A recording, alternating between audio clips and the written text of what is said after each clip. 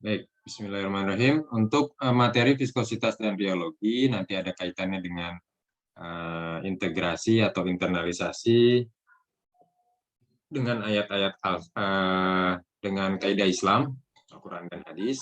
Ya. Baik, untuk pendahuluan di sini ini materinya lumayan banyak karena memang sebetulnya ini materi 3 SKS, jadi nanti akan saya pilih mana yang akan saya jelaskan, begitu ya. Jadi kalau sudah ada yang melihat, wah 56 SKS begitu, karena memang ini tadinya adalah 3 SKS. Baik. Di sini di sebelah kiri, suara saya cukup jelas ya? Baik. Di sebelah kiri, ini gambar yang pertama. Yang ingin saya sampaikan dari gambar ini adalah pembuluh darah, di mana pembuluh darah itu isinya adalah darah. Jangan lupa di dalam tubuh, nanti kaitannya dengan obat. Ketika kita berbicara obat, kenapa obat akhirnya bisa punya pengaruh ke dalam tubuh, bagaimana nanti obat bisa librasi. Librasi itu proses pembebasan diri suatu zat aktif dari matriks obat. Misalkan ini tablet. Di dalam tablet ini ada zat aktif, farmasi ada zat tambahan. Tidak mungkin suatu formula itu hanya salah satunya, biasanya. Mungkin saja, ya, tapi biasanya ada dua ini komplit. Untuk mendapat hasil atau capaian farmaseutika, farmakologis, aktivitas yang sempurna itu mesti ada dua. Bisa saja isinya hanya zat aktif saja, bisa juga isinya hanya zat tambahan saja. Kalau hanya zat tambahan saja namanya placebo. Ini pengetahuan umum dulu ya. Jadi placebo itu suatu sediaan farmasi yang isinya hanya zat aktif saja, hanya zat tambahan saja, tidak ada zat aktif.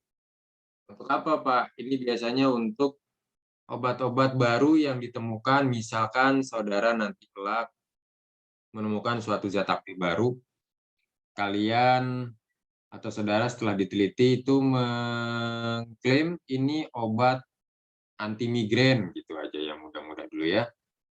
Anti migrain. Nah, ini hasil riset kalian. Nanti harus dicoba. Ada suatu obat, yang satu ada zat aktif yang kalian dapat, anti migrainnya, yang satu tabletnya sama, dibuat mirip, bobotnya, warnanya, tapi ini tidak ada zat aktif.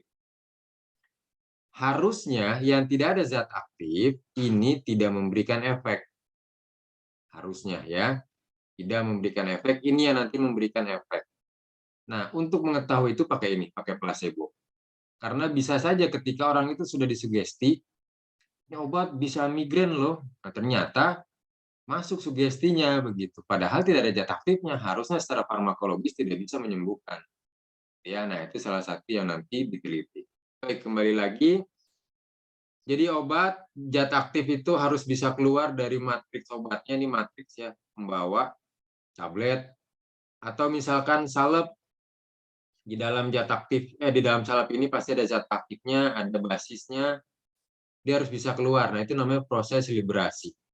Setelah bebas, dia diabsorpsi, dia didistribusi, dia dimetabolisme, dan akhirnya harus mampu dikeluarkan dari dalam tubuh diekspres. Ini nanti kalian akan dapat ini. Ini harus paham dulu perspektifnya supaya nanti di Parvis 2 ngerti, dan ketika saya bicara ini juga paham. Ketika berbicara dengan semua aspek ini, ya, obat akan bertemu dua panitia penyambutan kali ya, pagar ayu, pagar bagus di dalam tubuh. Siapa dia? Dikelompokkan menjadi cairan biologis. Yang satu lagi adalah membran biologis. Cairan biologis ini air, komponen utamanya.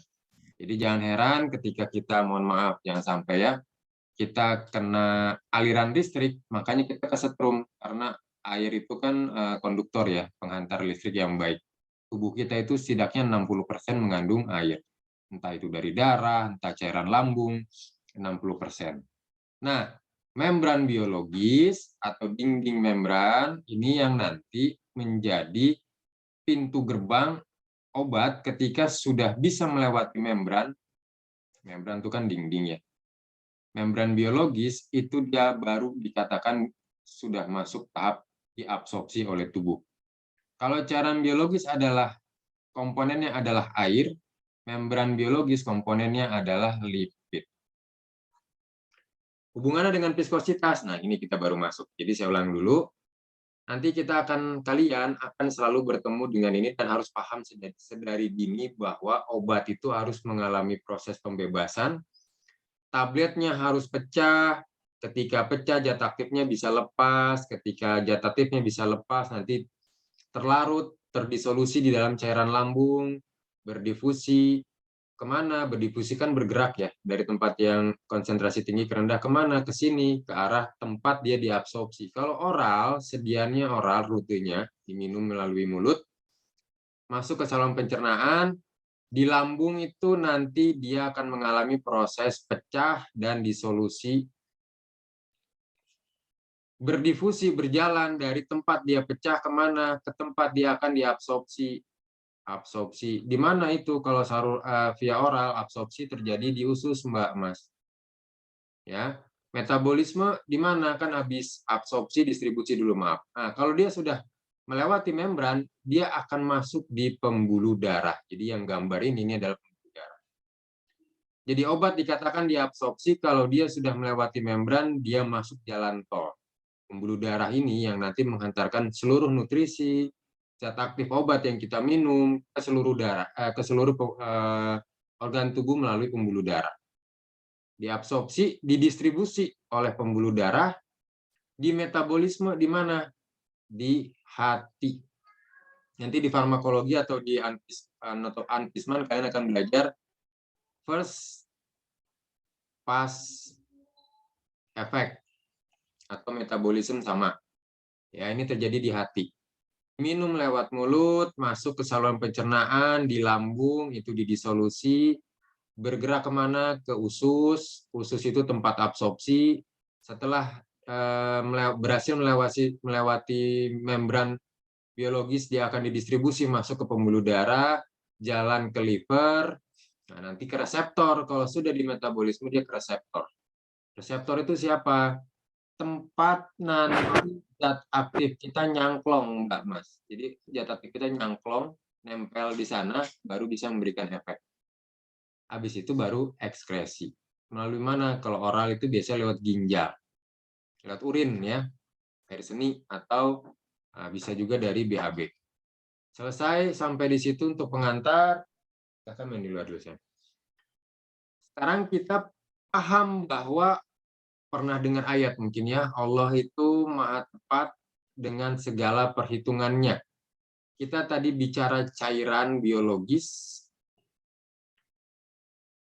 contohnya adalah cairan lambung dan darah. Ini komponennya juga didominasi oleh air. Dan ada lipid. Lipid dan cairan lambung yang nanti obat akan selalu ketemu. Kalaulah Allah salah perhitungan, ya,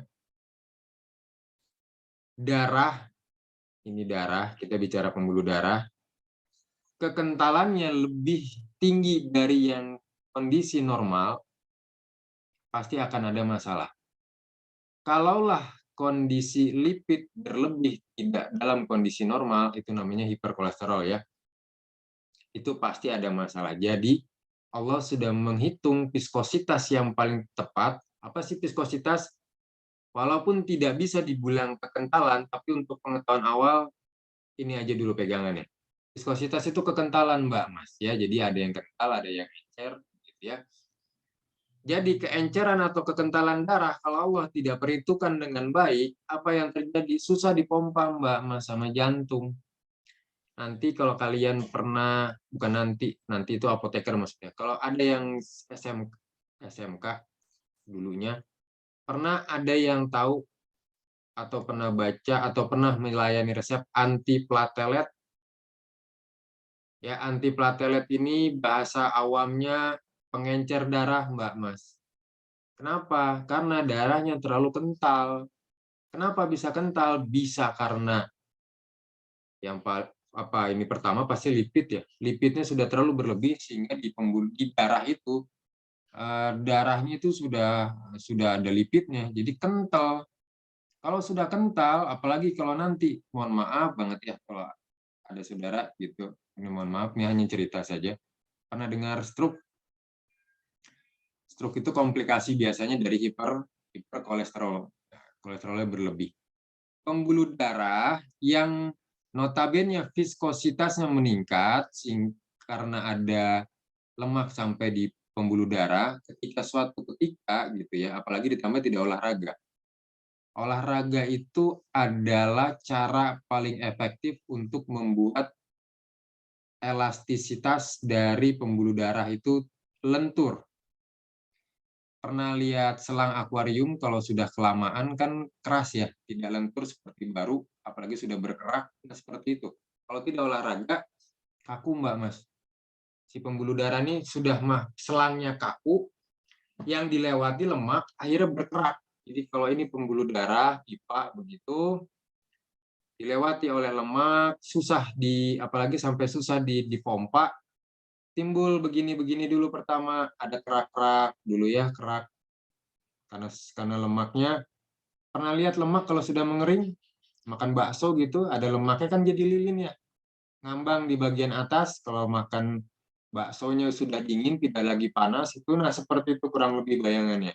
Itu nanti mengendap jadi plak di pembuluh darah, lama-lama apa? Makin sempit jalur darah untuk lewat. Ketika jalur darah sempit untuk lewat, yang dipompa juga berat karena viskositas darahnya meningkat sebab ada lemak, lama-lama nyumbat Mbak Mas. Keraknya nyumbat, nah ini yang mohon maaf terjadilah stroke. Pembuluh darahnya pecah. Pembuluh darahnya pecah akibat ada yang tersumbat, satu ketika, apalagi biasanya komplikasi sama jantung, mohon maaf ya kalau orang stroke. Jantung mompa nggak bisa lewat, ini kan tidak elastis, ya pecah. Ketika pecah, stroke. Makanya mohon maaf kalau orang stroke biasanya, katanya begitu ya, bukan katanya nih, fakta. Kalau jatuh ke kanan, ada yang pecah di kanan, yang ininya tidak jalan. Kenapa? Karena ini kan satu putus, artinya tidak jalan fungsinya. Gitu Mbak Mas. Nah, itu kelebihan Gusti Allah hubungannya dengan viskositas. Jadi semua sudah dihitung sama Gusti Allah. Itu yang ada di dalam tubuh kita berkaitan dengan lipid, berkaitan dengan darah dalam cairan biologis, dalam hal ini darah. Air yang kita konsumsi setiap hari, kalau Allah tidak perhitungkan kekentalannya, kita sukar untuk menelan, atau kalau kita mungkin ini ya, kita mungkin organ mulut kita lumayan besar, tapi bayangkan kalau itu adalah tanaman. Mereka harus menyerap juga yang namanya air. Mohon maaf, mulutnya atau pori-porinya tidak sebesar kita. Artinya, kalau kita agak kental, kita masih bisa terima, masih bisa telan. Tapi kalau tanaman tidak bisa. Itu lagi kebesaran Gusti Allah bahwa air yang kita minum itu, wah itu banyak pesannya. Banyak pesan, makanya syariatnya juga, ini ada hadisnya ketika dicontohkan sama Kanjeng Rasul, ketika sakit didoakan medianya pakai air, bacanya Al-Fatihah saja ya yang disyariatkan. Karena memang air bisa membawa pesan. Nah, itu nanti panjang lagi ceritanya, tapi kembali ke sini bahwa viskositas air, darah, lemak, makanya kalau orang periksa lemak itu diambil darahnya, dilihat kolesterolnya tinggi atau rendah, dilihat di situ. Kalau tadi kental, itu mesti begitu dicek darahnya, ya tinggi kolesterolnya. Harus minum tadi pengencer darah supaya darahnya jadi encer, supaya jadi bisa jalan dengan baik. Itu pengantarnya. Jadi kita akan berkenalan, akan belajar insya Allah dengan viskositas ataupun kekentalan.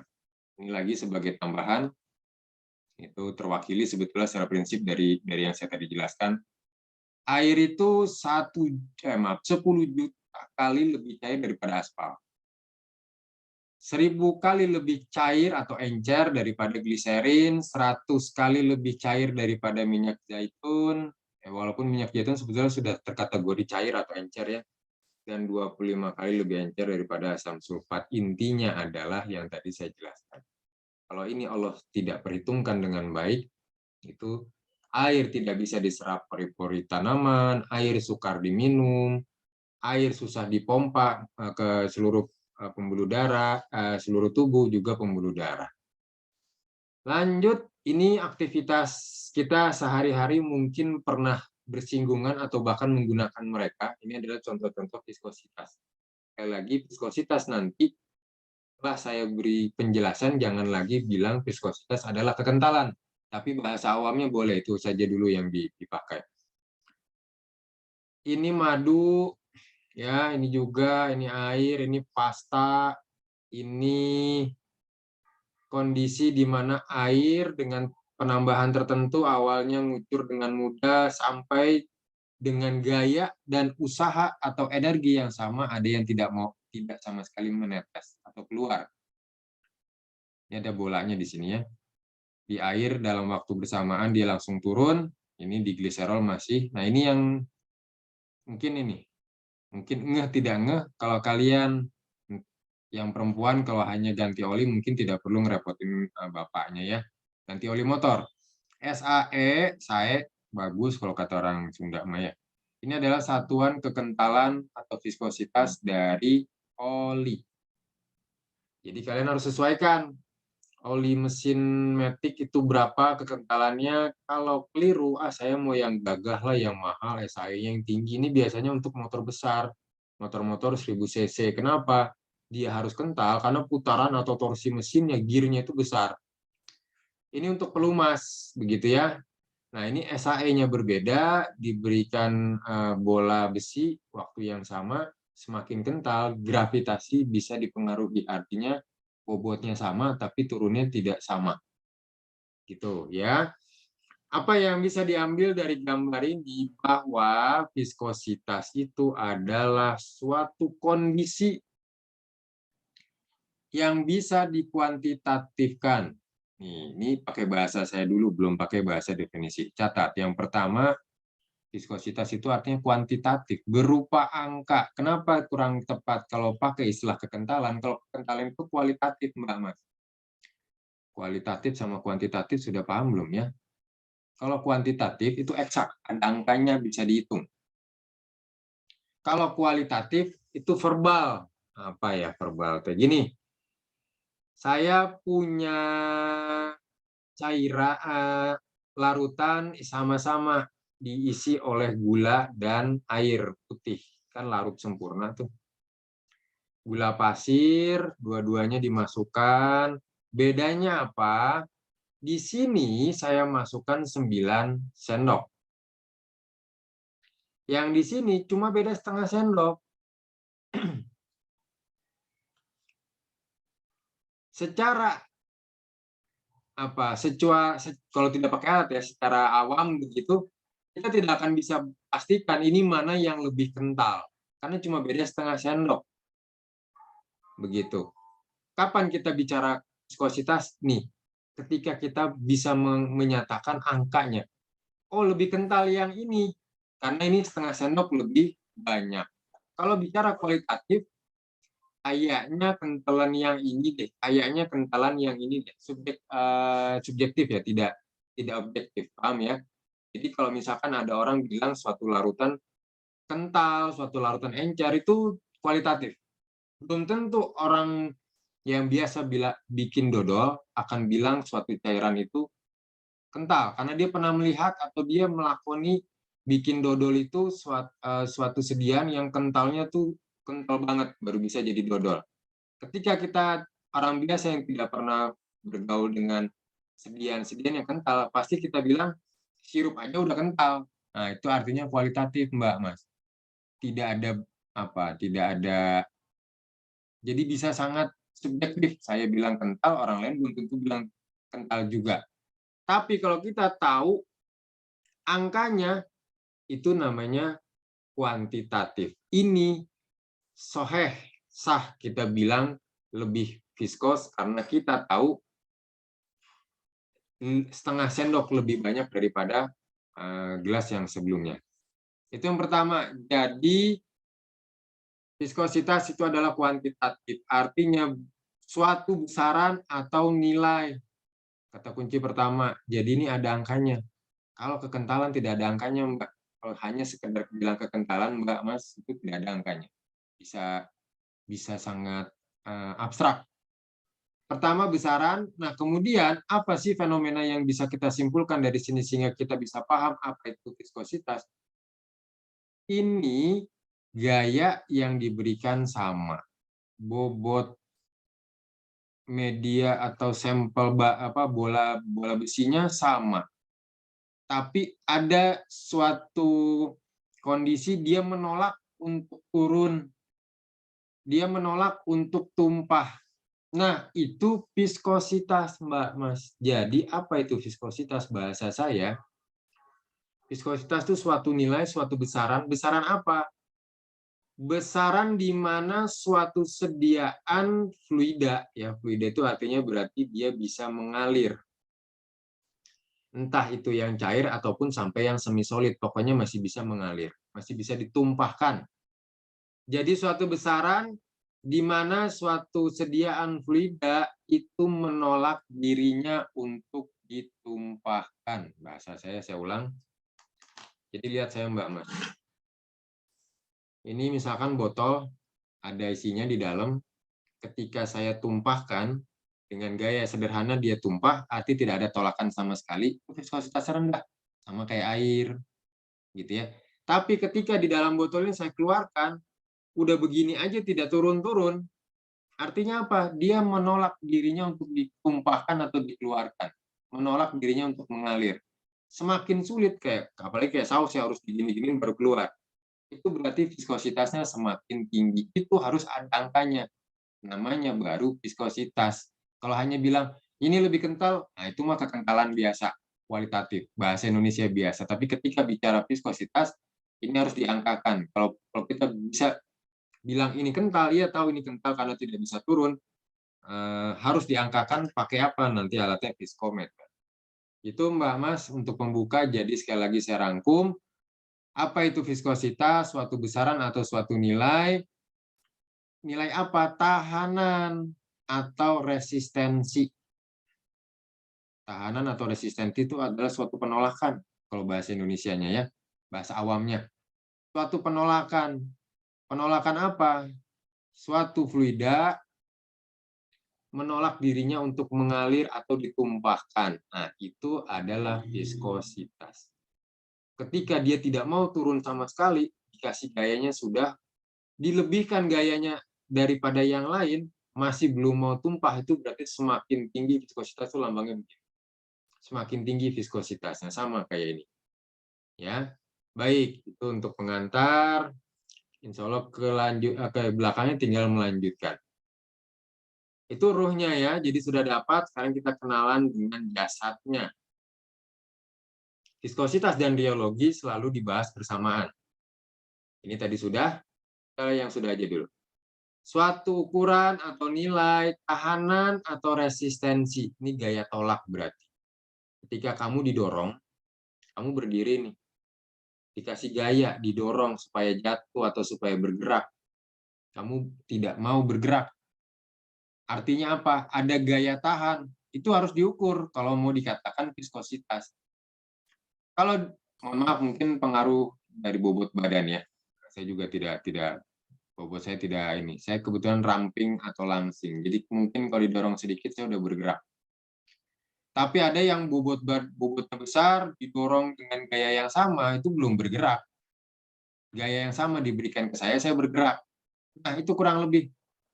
Jadi gaya menahan dia tidak mau bergerak. Kalau bicara viskositas tidak mau ditumpahkan, tidak mau mengalir, di sini bahasanya suatu cairan untuk mengalir. Nah, itu bahasa saya yang tadi, ini bahasa definisi. Ketika dia sudah dikasih gaya tidak mau mengalir, tidak mau tumpah, itu adalah viskositas. Dan harus, kalau mau sah dikatakan viskositas, harus dihitung angkanya berapa.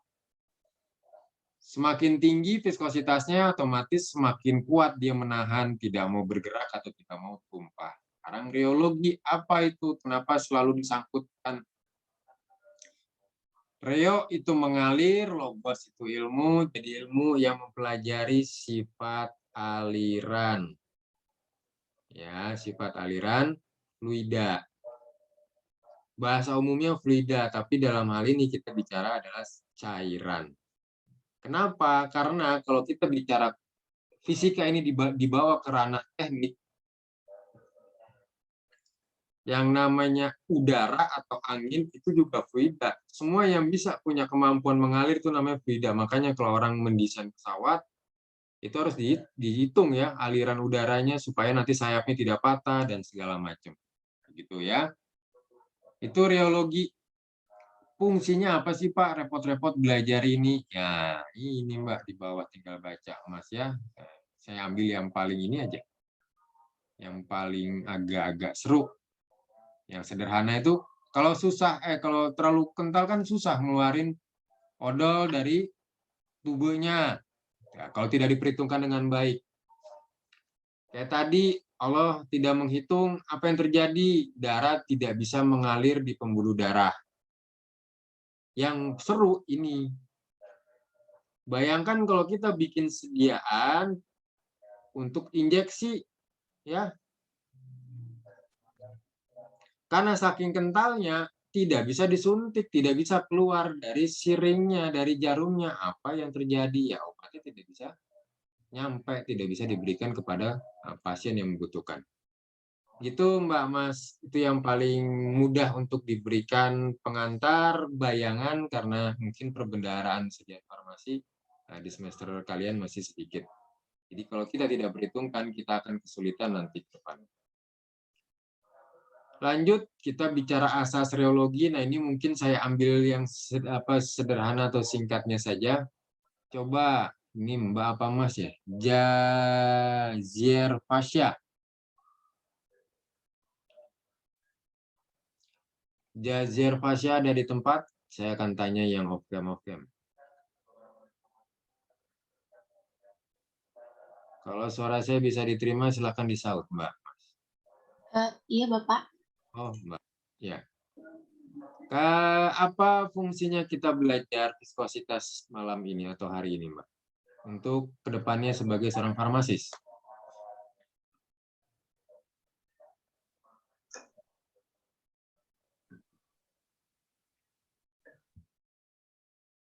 Kenapa repot-repot belajar ini? Hubungannya dengan kita akan menjadi, insya Allah menjadi seorang farmasis yang hubungannya nanti kemampuan membuat sediaan obat. Mbak Pasya.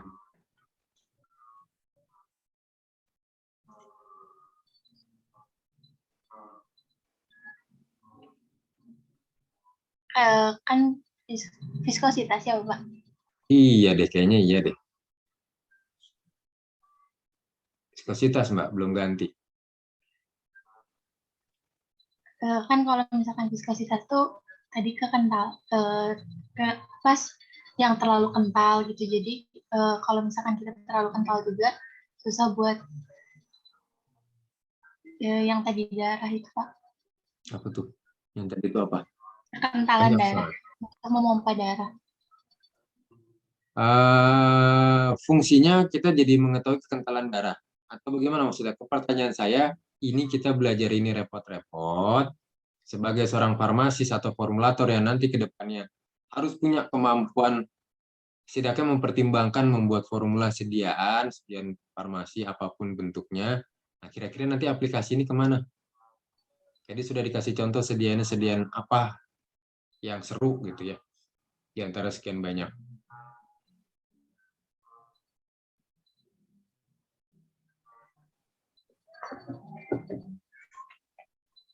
Mbaknya sambil ada yang dikerjakan kah? Ada tugas rumah? Enggak, Bapak. Tidak ada. Tidak berhalangan untuk mengaktifkan kamera berarti ya. Ya, Lanjut Bapak. deh. Ya, coba Mas Dava Alfairus. Muhammad Dava. Ya apa, Iya, Mas? Pak. Masih dengan pertanyaan yang sama. Apa fungsinya kita belajar ini sebagai seorang formulator? Karena berkaitan dengan obat, Pak. Iyalah. Hubungannya dengan bentuk sediaan apa? Dia injeksi, Pak. Kenapa injeksi, Mas? Karena suntik mungkin.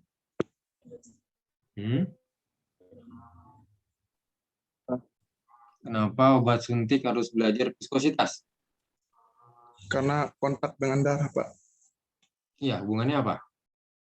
Dengan kekentalan hubungannya apa?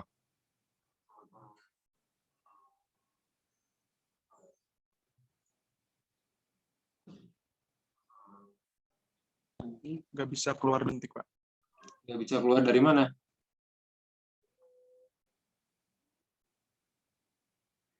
Jarum suntik, Pak. Suntik. Karena apa? Karena kekentalannya, Pak. Kekentalan. Saya sambil ini kembali lagi sambil nanti saya pantau yang off-cam supaya materi tetap bisa maju ya. Jadi yang tadi belum ngeh gitu ya. Kita sedang bicara apa? Semoga cepat-cepat untuk kembali ke bumi, gitu ya. Mungkin lagi Isra Mi'raj, husnuzon saya begitu. Jadi sedang tidak berada di bumi. Nah, sekarang coba membumi lagi, diinjak napak kakinya. Kita bicara sesuatu yang nanti akan jadi manfaat buat kalian insya Allah. Rheologi tadi sudah dijelaskan apa itu, kita belajar tentang sifat aliran suatu sediaan cair. Kita batasi sekali lagi ya, karena kalau bicara fluida itu konteksnya terlalu jauh, bukan jauh, banyak. Udara, angin itu juga fluida, hal-hal semua yang bisa mengalir itu adalah fluida. Kita batasi sekarang sediaan, karena kita akan berbicara sediaan cair dan semi solid, nah itu yang kita bahas. Untuk tingkat S1, kalian tidak dibekali teknologi sediaan aerosol ya, aerosol itu gas. So, karena memang tidak ada di kurikulum dan ini di S2 nanti kalian biasa dapatnya. Ini tingkat bahayanya tinggi, belum ada fasilitas sepertinya untuk S1 apalagi sampai praktek, walaupun sebetulnya sederhana ya, contohnya bisa dibuat. Intinya ini tidak. Jadi kalau mungkin nanti di tengah jalan timbul pertanyaan sudah terjawab. Jadi kalian nanti di tingkatan S1 itu hanya belajar liquid, sediaan liquid, sediaan semi solid, dan sediaan solida. Tidak belajar sediaan gas. Kembali lagi karena kita belajar yang ini, kita tidak membicarakan fluida gas. Kenapa tadi ada yang ngalirnya mudah, kenapa ada yang ngalirnya susah, bahkan ada yang tidak mengalir sama sekali, tidak mau ditumpahkan. Itu kan viskositas ya. Jadi viskositas jangan lagi pakai bahasa kekentalan. Viskositas itu jauh lebih bukan abstrak, jauh lebih akurasi. Jadi harus ada angkanya, harus tahu ini sedang membicarakan apa. Suatu tahanan zat cair untuk mengalir, atau bahasa saya supaya mudah, tidak mau ditumpahkan. Nah, makin besar dia, gaya kita harus berikan ke dia supaya dia mau tumpah, berarti viskositasnya semakin tinggi. Ini yang kita bahas, yang nanti kita pelajari dalam bentuk grafik. Ini kaitannya dengan rheologi, namanya rheogram. Ini capaian kalian.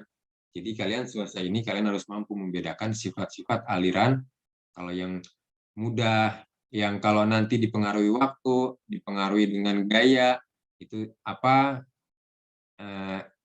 bedanya dari segi nyarinya bagaimana, itu yang akan dipelajari dan itu selalu keluar di ujian karena memang itu capaian dari bahan kajian viskositas rheologi. Ini baru kulit-kulitnya, baru pengantarnya supaya paham nanti aplikasinya. Baik, deformasi, D itu merusak, formasi pembentukan. Ya, kalau A formasi berarti tidak berbentuk. Kalau deformasi artinya dia sudah ada formasi kemudian dirusak. Di D itu kan bahasa Latinnya anti, negasi begitu ya, lawannya. Kalau misalkan awalnya kental, kemudian kita berikan gaya sampai suatu berupa pengadukan saja paling sederhana, orang bikin dodol, ditambah pakai pemanasan. Kalau hanya bikin dodol diaduk, tidak dipanaskan, susah Mbak Mas diaduknya. Nah, ternyata begitu dipanaskan terjadi proses deformasi. Yang tadinya kental ini mulai meregang. Apa buktinya dia meregang? Buktinya bisa diaduk. Sebelum dia meregang tidak bisa diaduk, ya dia keras aja. Tidak bisa diaduk gitu ya. Nah, itu deformasi. Gitu. Kalau misalkan kita memberikan gaya dari suatu materi, akhirnya dia jadi bisa bergerak, jadi bisa mengalir, jadi bisa, kalau kita bicara media ditumpah, kalau memang dikasih gaya bisa ditumpahkan, ya tumpahkan. Kalau ini kan tidak ada proses tumpah-tumpahan, hanya di wajan, itu semua adalah proses deformasi. Ada flow, ada elastis, ya. Nah, flow ini bahasa umumnya plastis, Mbak. Plastik atau plastis. Ini catatan, ini yang saya jelaskan yang penting saja ya, tidak saya jelaskan 56 slide ini. Ini salah satu yang penting, karena ini prinsip elastis. Jadi ada plastis, ada elastis, jangan disamakan. Plastis itu materi-materi yang memang lentur, tapi tidak punya kemampuan kembali ke kondisi awal ketika diberikan gaya. Catat baik-baik sekali lagi, plastis itu ketika dia diberikan materi, mau dideformasi, ya, mau dirusak begitu. Yang tadinya kaku, ya bisa jadi diaduk, atau yang tadinya sudah berbentuk, bisa diriut, dirinyak begitu, itu artinya plastis, tidak bisa kembali ke kondisi awal. Kalau Mbak Masnya, nah ini, lihat saya sebentar. Kan ada botol aqua, merek nggak apa-apa sebut merek, botol air mineral. Itu kalau kalian lihat, mang-mang yang ngumpulin, yang nanti bisa didaur ulang, itu pasti dikasih tahu cara yang mana bakal bukan diduitin, bisa dibayar. Ketika botolnya bisa dirinyak, itu artinya dia bisa didaur ulang. Kan ada ya dulu beberapa tahun ke belakang, karena merek yang tadi saya sebut itu banyak dipalsuin, habis minum botolnya disuruh dirinyak gini, supaya tidak dipakai lagi. Itu juga kalian lakukan, dibiasakan minuman-minuman yang botolnya bisa diriyak Mbak Mas, supaya tidak dipakai untuk penipuan. Sama kebiasaan kalian, kalau kalian bawa ini nanti, jika kalian nanti pelayanan di rumah sakit, melayani resep begitu, dus-dus obat itu laku loh Mbak Mas. Ya, kan kalian beli obat nih, kan belinya kardusan, kartonan, ada yang dus yang kecilnya, kan nanti yang dijual itu saset-sasetnya, diambil dalamnya. Ini dus ini ada yang nampung Mbak Mas, jadi uang. Kalau kalian punya kebiasaan kayak tadi, bawa kebiasaan ini ketika kalian di pelayanan. Semua dus, nggak usah jauh-jauh lah, dus susu adik-adiknya, dus apapun kemasan-kemasan yang ada di rumah, setelah selesai digunting atau disobek. Ini SOP yang wajib sudah jadi insting kalau kalian sudah di farmasi. Supaya tidak bisa dipalsukan, tidak bisa ini ada yang nampung Mbak Mas, karena ori ini. Kalau ibarat kata ini handphone mau dijual, ini dus ori. Dus ori di mana-mana punya nilai value lebih tinggi daripada mereka nyetak, niru-niru, itu jauh. Semirip apapun tetap statusnya bukan ori. Tapi yang begini-begini, ini ori keluaran asli dari pabriknya. Baik. Plastis itu materi yang tidak bisa didaur ulang. Ya Mbak Mas, kayak botol yang tadi saya pegang, itu tidak bisa dirinyak, itu tidak bisa, sederhananya ya, walaupun sebetulnya nanti ada pembahasan lebih lanjut. Ada kode di bawahnya tuh. Kalau ada kode yang begini, gambar segitiga kayak apa? Ada gambar panah bentuk segitiga, nanti ada angkanya. Nah ini nanti ada lagi penjelasannya nih, bahan polimer penyusunnya. Kalau ada gambar bisa didaur ulang, ya berarti artinya dia walaupun bentuknya tidak bisa dirinyak, itu bisa didaur ulang. Prinsipnya saja dulu ya, supaya tidak terlalu banyak dan bingung. Sekali lagi, plastis itu tidak bisa didaur ulang. Kenapa? Karena dia tidak punya kemampuan kembali ke kondisi awal. Elastis itu bisa, kayak yang tadi, dirinyak. Kalau dia bisa dirinyak, artinya dia bisa didaur ulang. Kalau dibawa ke pabrik, bisa dihargai, bisa dibayar. Gitu Mbak Mas. Contohnya apa? Biar tidak bingung. Ini karet. kalau kalian tarik, awalnya kondisinya begini, ditarik, diberikan gaya namanya deformasi, ya dirusak formasinya supaya tidak berbeda dari kondisi formasi awal. Ketika ditarik dia melar. Apa yang terjadi ketika kalian lepas? Dia kembali lagi. Nah, kemampuan dia kembali ke kondisi awal itu kemampuan khas dari elastis, lentur. Ya. Jadi pertanyaannya ketika sudah di tingkat kuliah, kok bisa Pak yang ini bisa kembali, yang itu tidak bisa kembali? Jawabannya sederhana. Karena untuk yang elastis punya kemampuan menyimpan energi. Istilah ini disebut dengan histeresis. Histeresis, kemampuan suatu materi untuk kembali ke kondisi awal. Bukan sineresis ya, beda. Histeresis. Dia punya kemampuan menyimpan energi pada saat ditarik, dia menyimpan energi untuk apa? Untuk bisa pulang ke kondisi awal.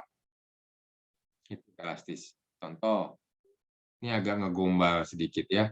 Kalau kalian sering di PHP, kan yang di PHP itu tidak hanya laki-laki, yang perempuan kadang PHP ke laki-laki, yang PHP laki-laki juga PHP ke perempuan. Neng, tunggu AA.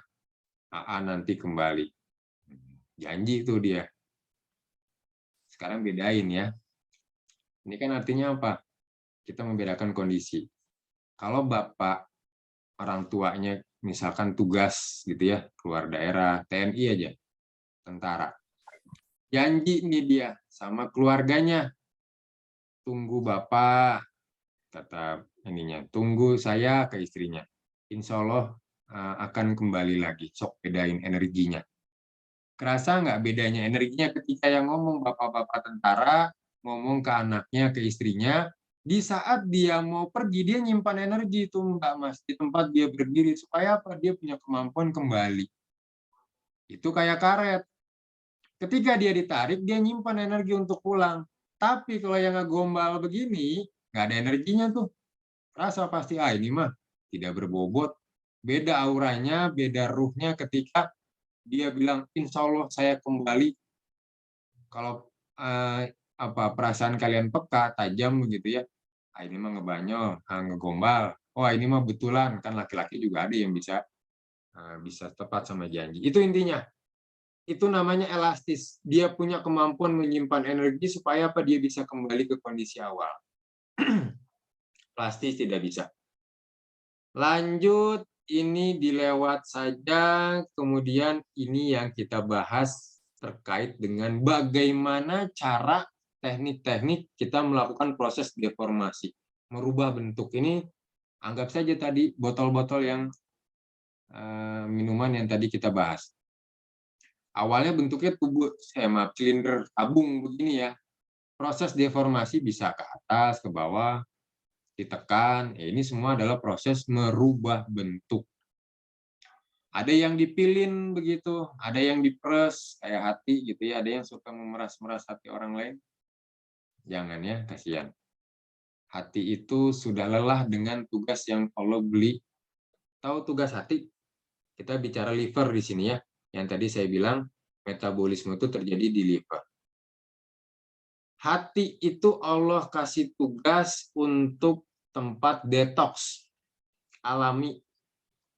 Ya, kalau orang mohon maaf terlalu banyak minum obat, sedangkan di sini detoxnya makanya mohon maaf yang kena hatinya dulu liver. Kalau orang sakit liver biasanya itu.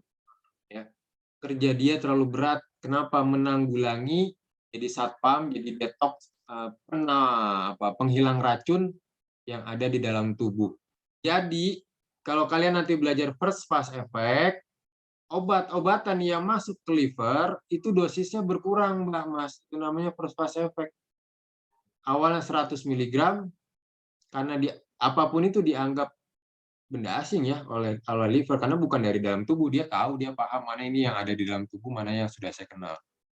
Makanya nanti keluar dari liver itu bisa turun, entah 80 mg. Nah, ini yang untuk sebagian formulator ini dihindari, makanya ada sediaan-sediaan yang tidak lewat oral. Ya, tapi lewat supo, lewat rektum, atau lewat tadi injeksi. Untuk apa? Supaya dosis obatnya tidak berkurang. Karena kalau lewat oral, dia akan didetoks sama liver, sehingga nanti turun dosisnya, atau bahkan ada yang sampai bisa tidak aktif. Begitu ya.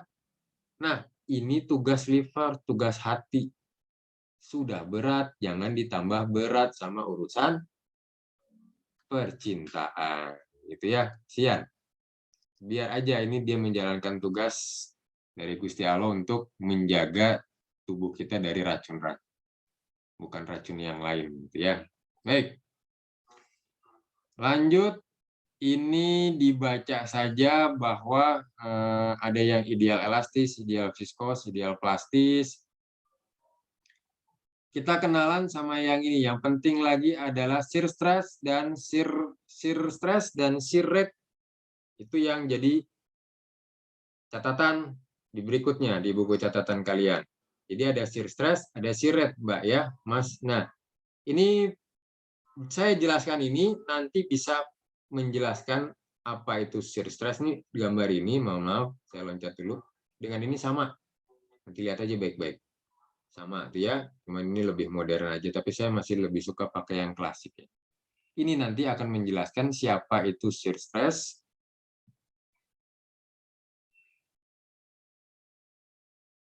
siapa itu shear rate atau shear strain. Baik, bisa dijelaskan dari sini. Ini adalah azasnya atau prinsipnya. Kalau bingung ini gambar, saya kasih gambar. Tahu pernah lihat tahu sebelum digoreng, gitu ya? Bukan tahu bulat tapi tahu biasa. Nah, begini kayak puding, tahu, bebas lah. Tapi yang jelas dia bisa bergoyang. Ketika dikasih gaya, dia kalau batu tidak bisa dijadikan contoh. Kayak batu bata kan bentuknya gitu juga maksud saya ya. Dia bisa, ketika diberikan gaya, dia bisa merespon. Di bagian atas, ini diberikan gaya. Sama nih Mbak Mas ya, dikasih F. F itu gaya. Jadi kita memberikan suatu usaha yang artinya kita ada energi di sini. Bahasa lain dari pemberian gaya itu kan kita memberikan energi. Energi apa? Energi dorong atau gerak. Kita dorong nih yang bagian atas. Kan yang bawah mah diem. Yang bawah diem, apa yang terjadi? Ada pergerakan setelah dikasih gaya. Ini doyong ke sana. Akhirnya kan gambarnya jadi begini. Karena dia maju. Gitu ya, maju. Jadi doyong. Ini juga nanti jadi maju ke sana begini. Ini gambar yang ini Mbak Mas. Kalau ini bingung saya jelasin pakai tahu. Tahu ini, tahu belum digoreng ya. Dikasih gaya, akhirnya ada titik awal, ini 0. Kalau misalkan ini lari, ini titik start. Dikasih gaya, berhenti sampai di sini, ini titik finishnya nih. Atau sama juga, kalau mau ngambilnya dari sini sama. Ini titik start ke sana. Finishnya di sini. Artinya ada selisih jarak. Jarak itu S. Gitu ya. Syarat benda bergerak itu bisa terjadi kalau V itu kecepatan lebih besar, lebih besar daripada 0. Apapun bendanya, diberi gaya berapapun, kalau kecepatannya masih 0, dia tidak akan bergerak. Contoh batu. Karena terlalu berat, kalian kasih gaya, wah sampai berapapun, tidak mau bergerak. Artinya apa? Ya memang belum cukup. Dan selama V-nya masih 0, artinya dia tidak akan bergerak. Tapi ketika pakai dongkrak rame-rame, akhirnya dia bisa menggelinding, itu berarti pasti dia V-nya lebih besar daripada 0. Nah, sama. Ada gaya yang diberikan, akhirnya memberikan kecepatan atau gaya dorong, menghasilkan jarak.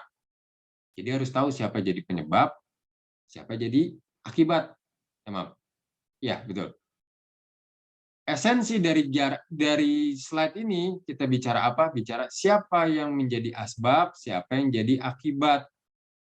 Ini yang nanti akan kita bawa ke shear stress dengan shear rate yang tadi. Sebabnya adalah gaya. Kalau tidak ada gaya, tidak ada akibat. Akibat dia bergerak, akibat dia menjadikan selisih jarak. Gitu Mbak Mas. Ya.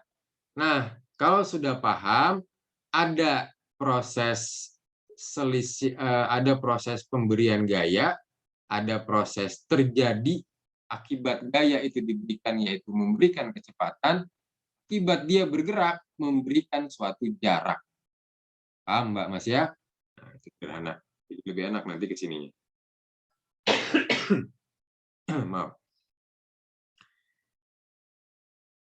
Ini sebab musabab.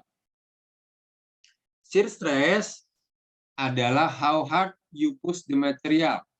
Berarti ini sebab atau akibat? Coba Mbak Pradini.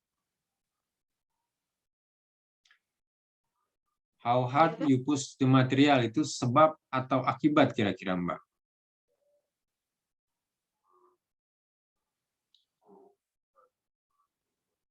Bahasa Indonesianya apa? Yang ini nih.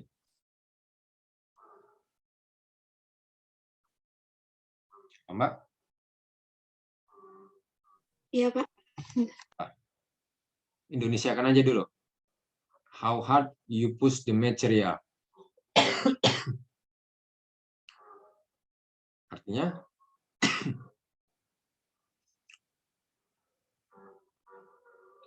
kalau bahasa Inggris bingung, bahasa Korea mungkin ngerti kali ya. Seberapa keras dia bisa mendorong materinya? Seberapa kuat kita, you di sini berarti kita yang diajak bicara ya. Seberapa kuat kita mendorong materi. Artinya akibat atau sebab, Mbak? Sebab. Betul. Ini penyebab ya. Ketika kita memberikan gaya, berapapun gayanya ini adalah sebab. Berarti ini adalah F ataupun energi yang kita keluarkan seberapa banyak, how hard ya, seberapa banyak, seberapa besar, seberapa kuat. Lanjut satunya coba kalau Nurlailatul apa nih? Hadawi atau ada Ya, Mbak? Pak.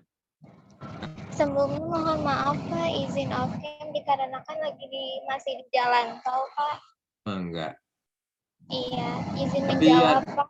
Ya ada itu ya, ada apa maksudnya suara saya jelas dan ininya Iya, kadang lep-lepan Pak sinyalnya, maaf. ya. Kalau ini slide saya cukup jelas bisa diterima handphone apa pakai laptop? Jelas Pak. Iya, cukup jelas. Berarti, apa nih artinya Mbak?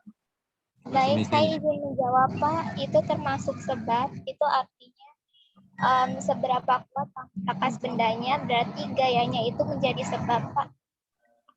Enggak, ini yang bawah. How the material move or resist to your pushing. Bagaimana suatu materi itu mengubah atau resistansinya berganti. Bergerak. Bergerak, ya. Oke, terima kasih Mbak. Coba disambung. Ya, sama-sama. Mbak Najwa Fitri.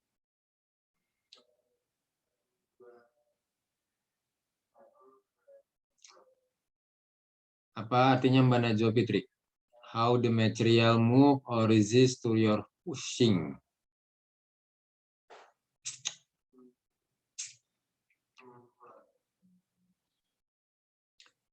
Ayo, supaya tidak terlalu malam, udah jam 8 nih.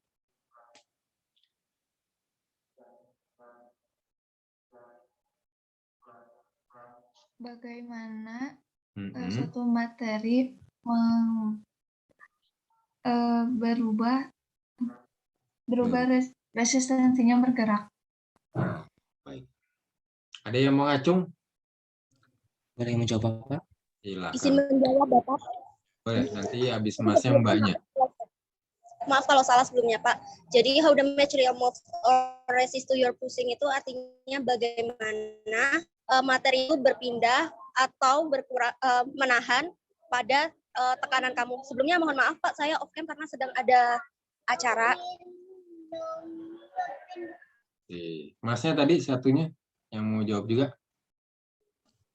bagaimana suatu benda atau material bergerak terhadap atau menahan dari gaya dorongan yang kamu berikan. Iya, dua-duanya betul. Semuanya tidak ada yang pernah salah ya ketika dalam proses belajar, jangan pernah takut salah. Jadi kalau yang tadi saya kasih contoh, misalkan ini badan saya yang langsing, kemudian ada yang badannya 2 kali lebih besar dari saya, yang mendorong orangnya sama sebesar saya. Baik yang badannya kayak saya ataupun yang 2 kali dari saya.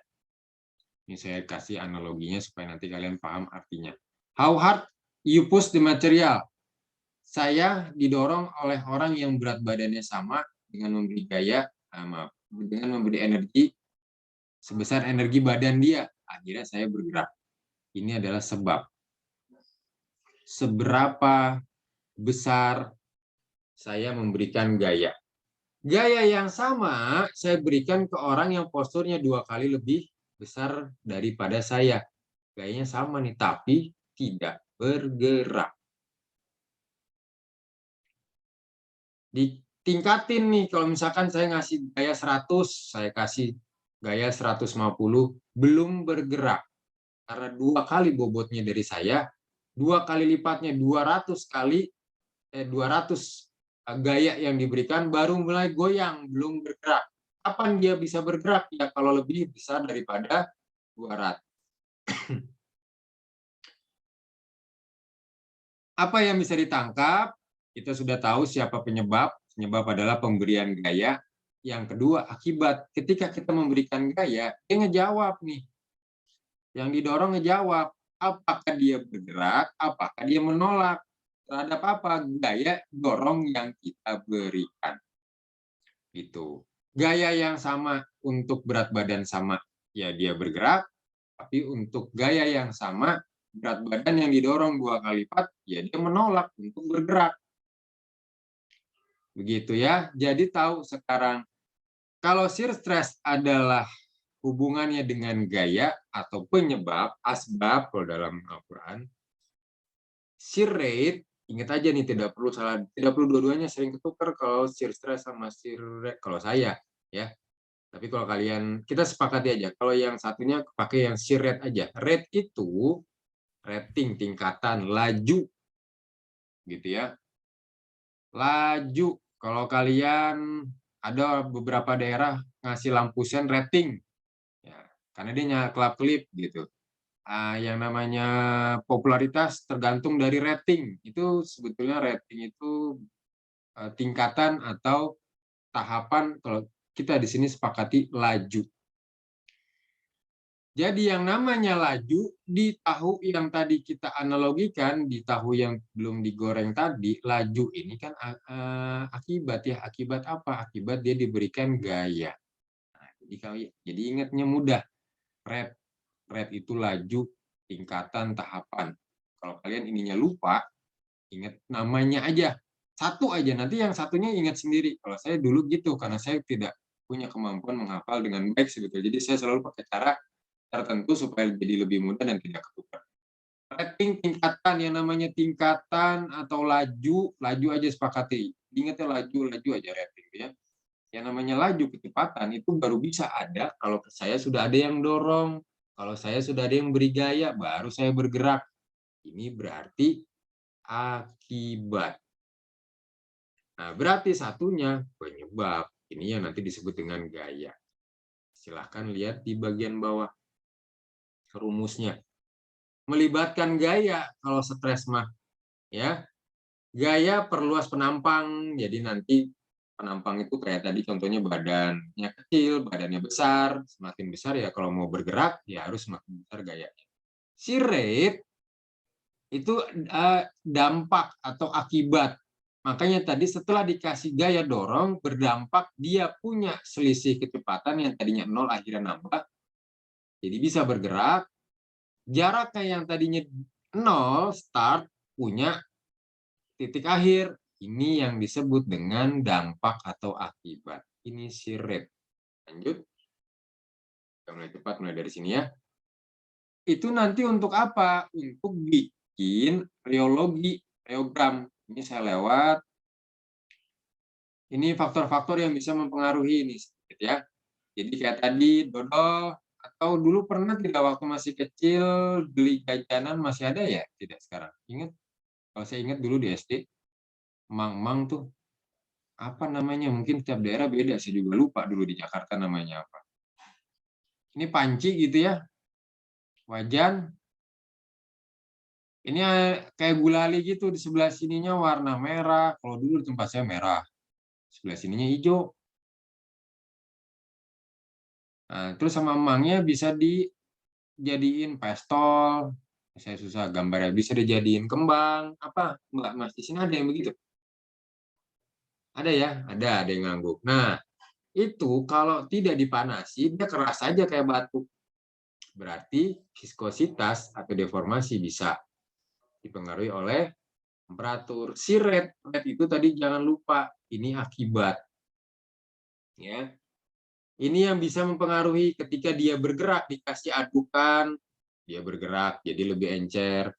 Ketika dikasih tekanan, ada waktu, kalau ngaduk sebentar mungkin dia masih belum susah, masih susah untuk dibentuk. Semakin banyak waktu yang diberikan pada saat proses pengadukan, jadi lebih encer. Buktinya dia lebih encer, dia bisa dibentuk.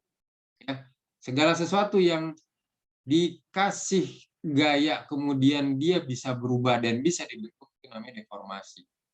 Kalau dia dikasih gaya tidak berubah, tetap masih begitu, ya sudah.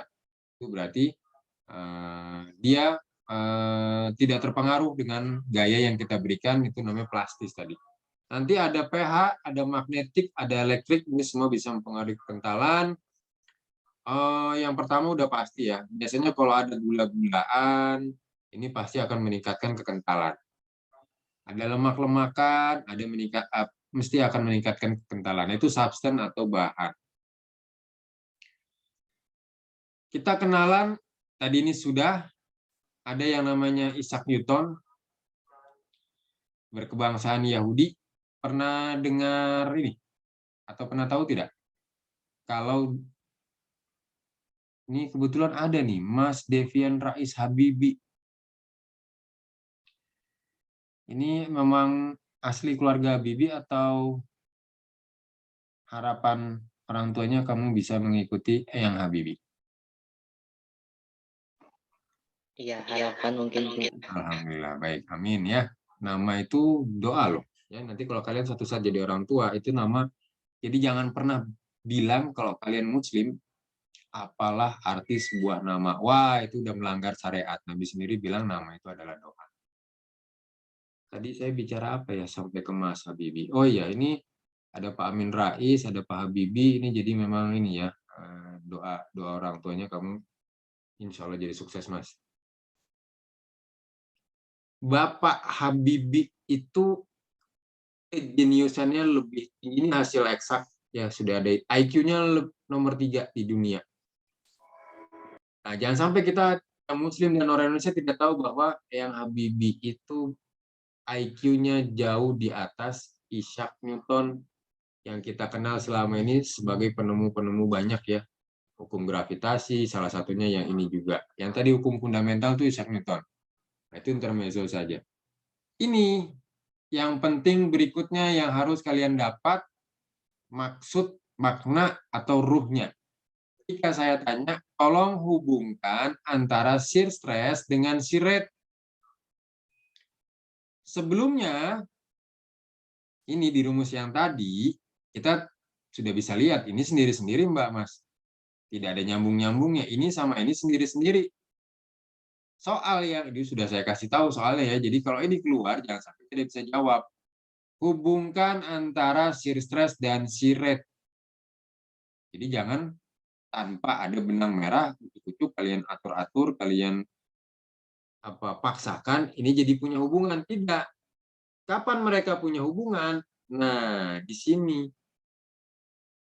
Minta bantuan Mak Comblang. Siapa? Viskositas. Mereka bisa berhubungan ketika kita libatkan viskositas dalam perhitungan. Ini jawabannya, tapi nanti pakai penjelasan. Ya. Jadi, shear stress itu sama dengan viskositas dikali shear rate. Ini jadi punya hubungan. Kalau tadi sendiri-sendiri, ya. Baik, jadi nanti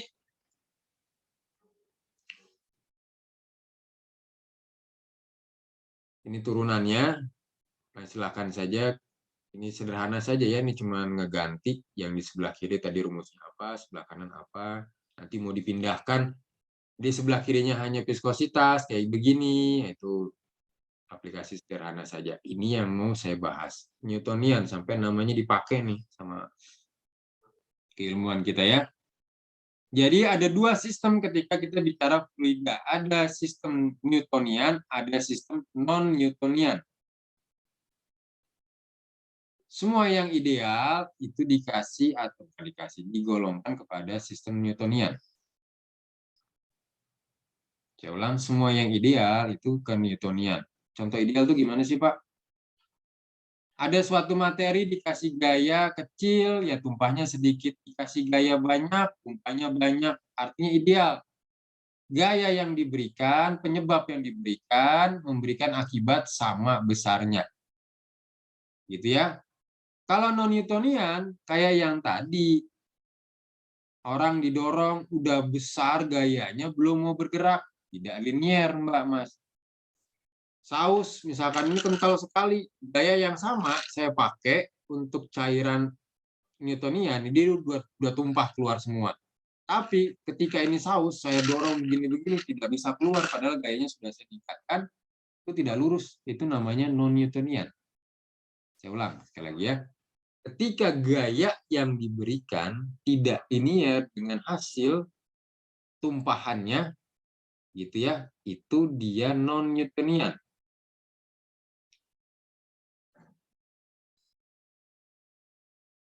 Ini deh contohnya. Ini Newtonian, contohnya susu, air, minyak zaitun. Hal-hal yang kalian temukan di keseharian ketika ditumpahkan, yang ngikutin, kita numpahin sedikit, gaya sedikit, ya sedikit yang tumpah. Dikasih gaya banyak, ya banyak yang tumpah. Gitu. Coba Mas Faris Azhar. Mas Faris, bisa dengar saya? Lutfi Faris Azhar. Punten Mas, ngeganggu. Pinten bisa nih lagi ngobrol diganggu, Mas. Dengar suara saya, Mas? Halo? Iya, Pak. Iya. Minta maaf ya sama yang ngajak ngobrol, saya ngeganggu. Bilang. Kasih Iya, tahu Pak. temennya, punten dosen saya ngeganggu kamu gitu ya. Iya, Pak. Nih. Maaf, Tadi saya Pak. jelasin apa, Mas?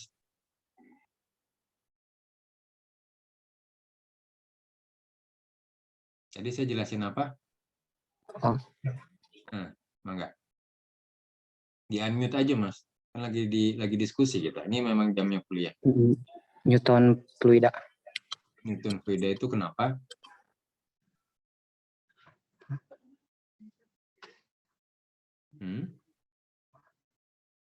Apa Newton fluida?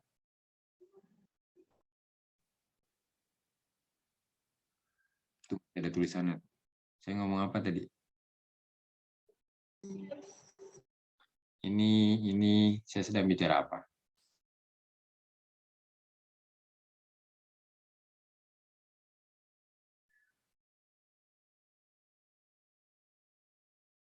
Ya Mas, jangan kelamaan, nanti waktunya habis. Atau coba tanya sama yang tadi diajak ngobrol, mungkin dia dengar. Enggak ya? Lagi ngobrol sama siapa, Mas?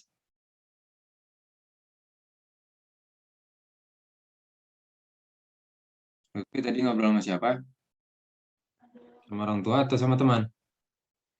Orang tua, Pak. Oh ya, titip pesan, maaf Pak, Ibu, bentar aja ya, nanti selesai. Mudah-mudahan tidak mengganggu ketakwaan kamu kepada orang tua. Ya, jadi ada yang bisa, kalau ditanya susah, saya tunjuk lagi deh. Coba Mas Inzaghi, ini pemain bola nih. Zaman saya dulu masih kuliah nih, favorit saya salah satunya. Inzaghi. Ya, Pak. Ya, Inzaghi nama pemain bola bukan, Mas? Iya, Filippo Inzaghi. Dari mana, Mas? Juventus, Mas? di Juventus. Italia, Pak. Ya, betul. Dulu zaman-zamannya Zinedine Zidane. Ini nyimak tidak masih bicara apa tadi di sini, Mas? Nyimak, Pak. Betul.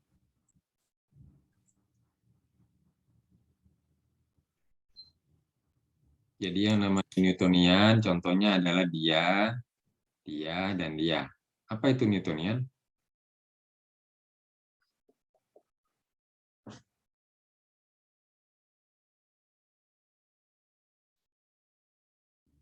Ketika gaya yang tumpahannya, Pak, Ya, terus? memiliki perbedaan kayak susu, air, Hmm. tambah minyak zaitun. Kenapa?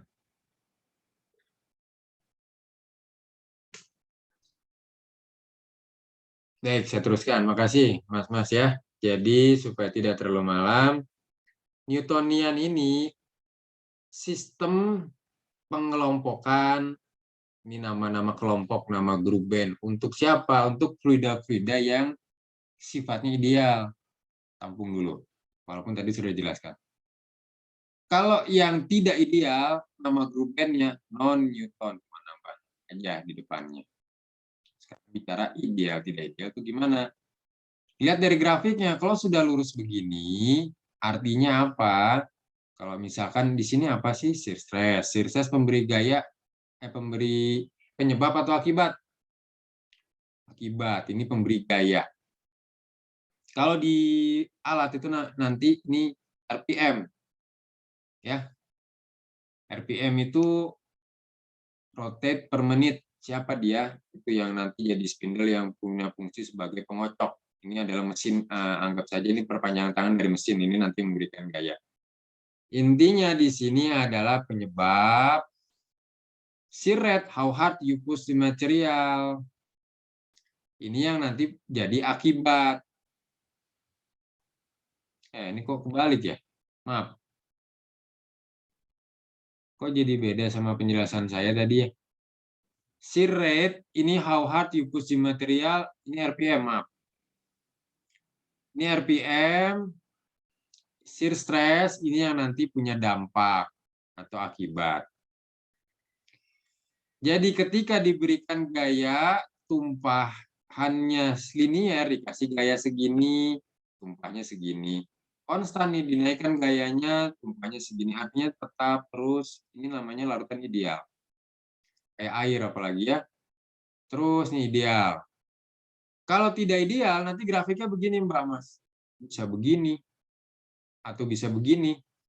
Dikasih gayanya segini.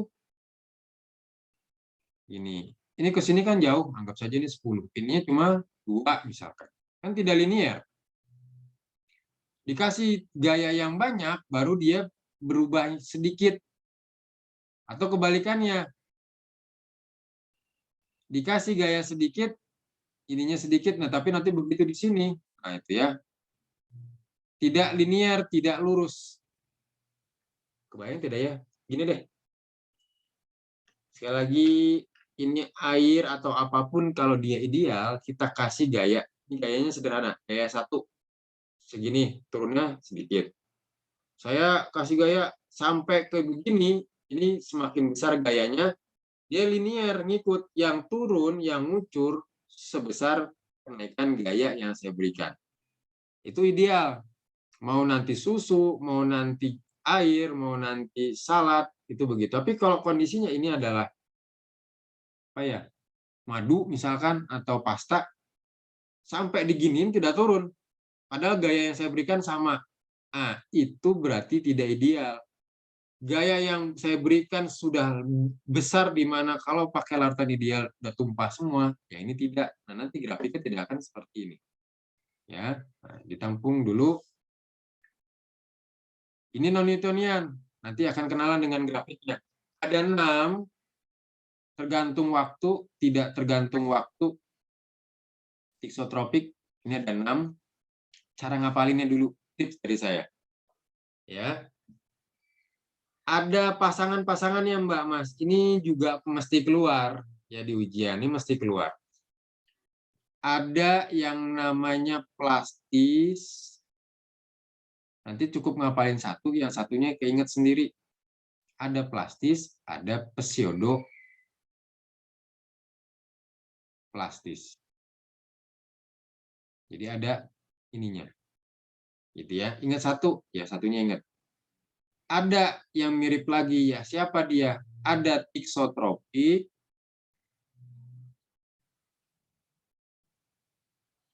Ada antinya. Udah dapat dua pasang, artinya sudah hafal 4. Ya, ini sering kelupaan soalnya Mbak Mas, pengalaman saya. Jadi cara ngapalinnya hafalin satu plastis.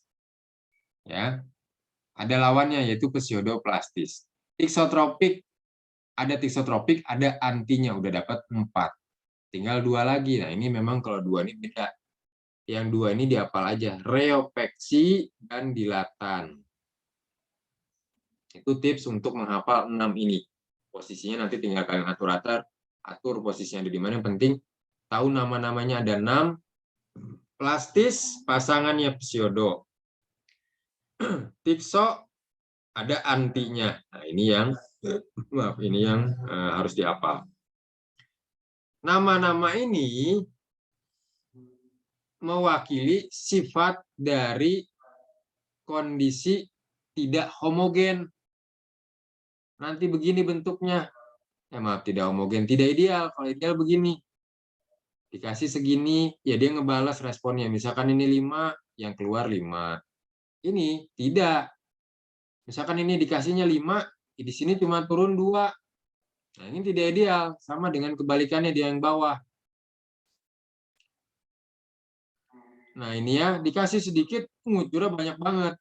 Misalkan dikasih gayanya cuma 1, tapi mengucur 5. Kalau yang ini, kebalikannya. Dikasih gaya 1, yang ngucur 1. Kalau ideal, ya dikasih gaya 5, keluarnya 5. Paham ya? Itu bedanya ideal dan non-ideal atau Newtonian dan non-Newtonian. Tidak linier nih ya. Jadi kalau kelewat baca saja atau nonton videonya lagi. Ini dibaca, ini stereosis tadi sudah disinggung di awal, kemampuan atau kecenderungan dia untuk kembali ke kondisi semula. Kenapa bisa? Karena dia tadi dijelaskan menyimpan energi pada saat dideformasi. Pada saat dia ditarik, di titik itu dia menyimpan energi supaya apa? Dia bisa pakai untuk mengembalikan kondisinya kembali menjadi kecil kalau yang karet tadi ya. Nah, mungkin sampai di sini penjelasan saya untuk yang alat atau physicometer itu nanti bisa di kemudian hari karena memang ini 3 SKS ya. Ini bisa memakan waktu 15 menit sendiri. Ini mencakup filosofi atau prinsip dari ke yang 6 tadi. Yang membedakan plastis, pseudoplastis, tiksotropik, antitiksotropik, dilatan, ini bisa diwakili dari saya menjelaskan satu kurva ini saja. Baik, simak baik-baik ya. Ini yang tadi saya bilang, capaian kalian belajar viskuositas itu ke sini. Bisa nanti menentukan ketika kalian buat sediaan farmasi, sediaannya sirup, sediaannya suspensi, sediaannya emulsi. Kalau belum paham sediaan-sediaan itu contohnya, coba Mbak Sabila Faiza.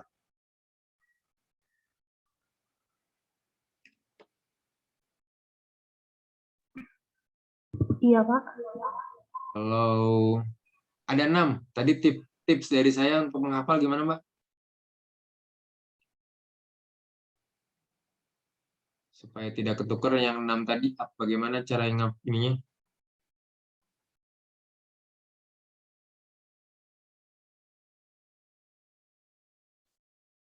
Apa aja? Maaf, Pak. Tadi putus-putus.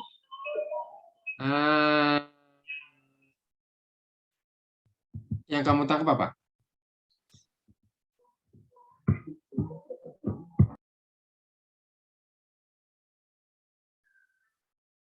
Yang saudara tadi tangkap apa?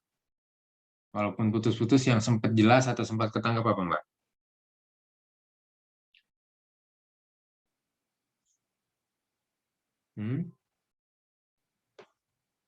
Ya, udah 8:30 nih.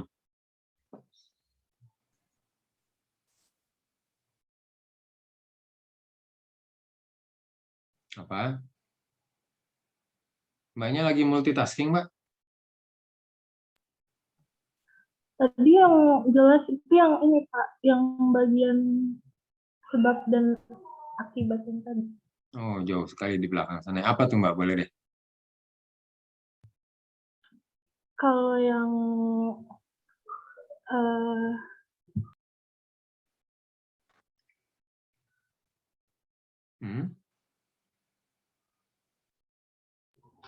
kalau yang shear stress itu dia sebabnya. Terus kalau yang shear stress tadi itu dia akibat. Shear stress tadi itu akibat, shear stress tadi sebab.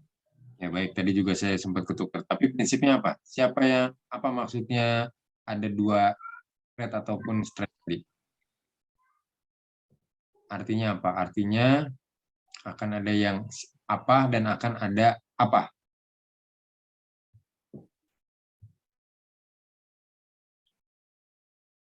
Akan ada yang memberikan gaya. Bukan?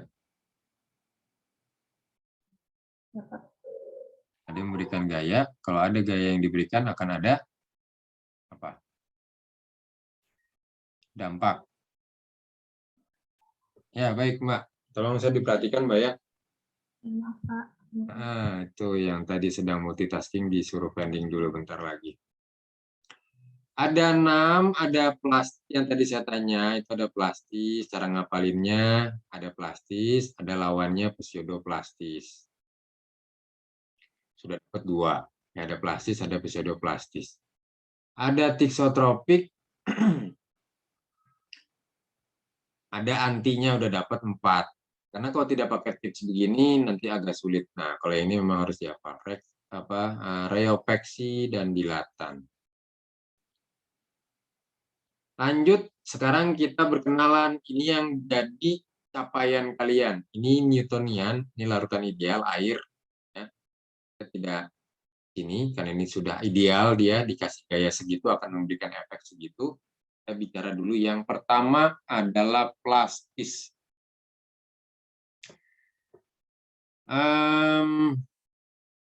Ini plastis.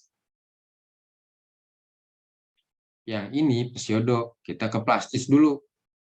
Plastis itu mirip dengan larutan Newtonian sifatnya. Artinya apa? Ketika dia mengalir, dia lurus linear, tidak melengkung. Pelan-pelan, saya ulang. Plastis, ini Bingham ini penemunya ya, itu kondisi di mana dia setelah mengalir itu akan memberikan sifat alir, kurvanya linear atau ideal. Bedanya di sini Mbak Mas. Nah, ini mulanya dari titik 0,0. Yang ini tidak. Anggap saja kalau ini per 5, ini 10 berarti anggap saja ini 9 lah. Kalau ini kan dari 0, naiknya konstan. Tapi begitu dia sudah ngalir, dia sama kayak Newtonian ideal. Ini tuh apa? Ini yang disebut dengan yield value. YILD, yield value. Apa itu? Ini suatu nilai yang harus dilewati. Ya. Nilai ini harus dilewati, bahasa bakunya, nilai atau energi minimum yang harus dikeluarkan supaya material itu mengalir atau bergerak. Saya ulang, nilai ini tuh nilai apa? Nilai minimum yang harus dikeluarkan, yang harus kita berikan supaya apa? Dia mau mengalir, mau bergerak. Tadi sudah dikasih contoh, bobotnya lebih besar 2 kali lipat daripada yang mendorong. Ya. Dikasih 1, belum mau gerak. 2, 3, 4, 5, sampai ke 9, baru mulai bergerak. Itu namanya yield value.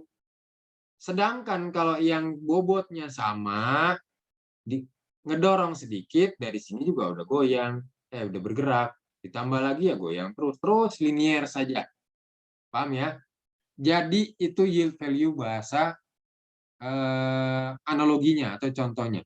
Ketika kita mendorong, dikasih gigi 1 tidak jalan, gigi 2 atau tenaga ditingkatkan sampai 9 dia baru mau bergerak dan akhirnya bergerak terus. Nah, itu adalah yang harus dilewati.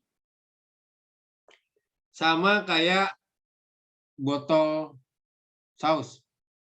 Kasih gaya 1 tidak mau keluar terus sampai di gayanya 9 baru mau keluar dia. Itu harus dilewati dan itu memang harus dibayar. Nilai itu harus dibayar supaya dia mau mengalir. Baik, sisanya sama. Ke sini akan memberikan reogram yang linier sama seperti Newtonian. Cuma beda di situ. Selesai yang pertama. Ya, plastis. Bedanya dengan Newtonian tidak ada yield value. Tidak ada energi minimum yang harus dibayar supaya dia mau bergerak atau mau berjalan. Langsung kalau yang Newtonian. Ada plastis, kita lanjut yang dekatan dulu tadi, pseudoplastis. Pseudoplastis ada 2 nih Mbak Mas. Ya, gambarnya. Ada yang ini pseudoplastis, ada yang ini. Nah, ini sama ini, lihat konsepnya sama. Grafiknya begini, ya. Melengkungnya ke atas. Kenapa? Karena nanti ada yang melengkungnya dari bawah. Simak baik-baik. Baik yang ini, yang nomor 1 dan nomor 2, sama. Melengkungnya dari atas ke bawah begini. Bedanya apa? Lagi-lagi, di sininya Mbak Mas, kayak tadi. Makanya ada kata-kata yield di sini. Setelah energi ini dilewati, dia akan mengalir dan mengalirnya tidak ideal. Membentuk begini, itu namanya yield pseudoplastis. Gitu ya. Kalau yield ya pseudoplastis yang biasa ya dari 0,0. Tapi nanti grafiknya begini. Diplot misalkan RPM-nya, ini RPM misalkan ya, nanti posisinya mau jadi nanti bisa double position. Yang jadi maaf ini X, ini Y. Bisa nanti RPM itu viskositas di sini, RPM di sini bisa terbalik. Tinggal posisi nanti melengkungnya saja yang berubah.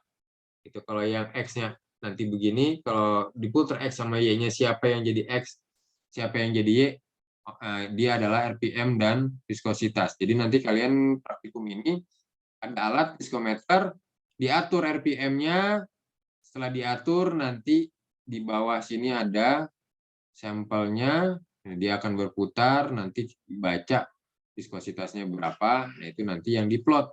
Kalian punya data RPM dari mesin, kalian punya data viskositas, hasil deformasi setelah dikocok dari mesin juga. Nanti dibuat diplot. Ketika RPM-nya 5, misalkan. Ini 2,5. Nah, terus dibuat grafik jadinya begini. Nah, gitu Mbak Mas ya. Jadi kenapa grafik ini timbul ya? Karena memang ini hasil plot. Ini di sini, ini di sini. Nah, diplot jadi segitu. Sekarang ini pseudoplastis. Grafik ini, Mbak Mas, tolong dilihat, kelihatannya cuma 1 ya, cuma segaris. Padahal ini tuh ada 2 garis. Jadi nanti untuk menyatakan atau menegakkan reologi atau reogram itu kalau sudah jadi bentuk grafik. Reogram ini harus dilakukan kurva RPM naik dan ada kurva RPM turun. Jadi nanti pengujiannya itu ada RPM dari mulai 10, 20, 30, 50, 100. Nanti dari 100 diuji lagi RPM-nya diturunkan dari 100 ke sini, ke sini, ke sini, sama ke sini. Jadi nanti artinya akan ada data di mana RPM-nya naik dan akan ada, jadi kalau dibuat grafik gini loh, Pak Mas, biar nggak bingung ya. Ini memang di alatnya begini. Jadi tidak 1/11 tidak ada, dari kalau kalian putar dari 10 langsung ke 20. Nah, nanti di percobaan kedua itu mulai dari 100, ini bisa dipakai data yang ini, ke 50, ke 30, ke 20, ke 10. Dilihat grafiknya. Jadi harusnya akan ada grafik naik pada saat RPM-nya naik, kita naik dari kecil ke besar. Dengan sampel yang sama dicoba dari besar diturunkan lagi ke sini. Nanti akan ada grafik turun. Nah, yang kalian lihat, semua grafik yang ini nanti kita fokus yang ini dulu. Ini kelihatannya cuma satu garis, Mbak Mas ya. Padahal ini ada dua garis, ada kurva naik dan ada kurva turun. Tapi karena dia berhimpit di tempat yang sama, begitu dicoba kurva turun, ya ternyata membentuk garis berhimpit jadi seperti garis yang lurus cuma satu. Jadi sebetulnya ini adalah garis begini. Ketika dicoba RPM turun, ya ternyata dia di titik yang sama. Ini pseudoplastis. Jadi pseudoplastis itu sebetulnya percobaannya naik dan turun. Ya, supaya tidak bingung saya jelaskan dulu yang lawannya. Kalau tadi pasangan dalam menghafal, ini ada pasangan dalam grafiknya. Pseudoplastis itu lihat yang ini Mbak Mas, isotropik. Jadi kalian ngapalin pseudoplastis, ngapalin Newton, dapat yang plastis. Cuma beda di mana? Cuma beda di sini. Saya rekap dulu. Ya, nanti kesananya sama. Kesananya akan memberikan grafik yang ideal, Newtonian ataupun plastis. Ini yang pertama. Ngapalin yang pseudoplastis, kalian akan dapat pasangannya yaitu tisotropik. Kok bisa? Tisotropik. Nah, yang ini. Jadi gini Mbak Mas, kalau dia kurvanya begini, tadi ya, tisotropik, naik di tempat ini, turun di tempat ini, di tisotropik.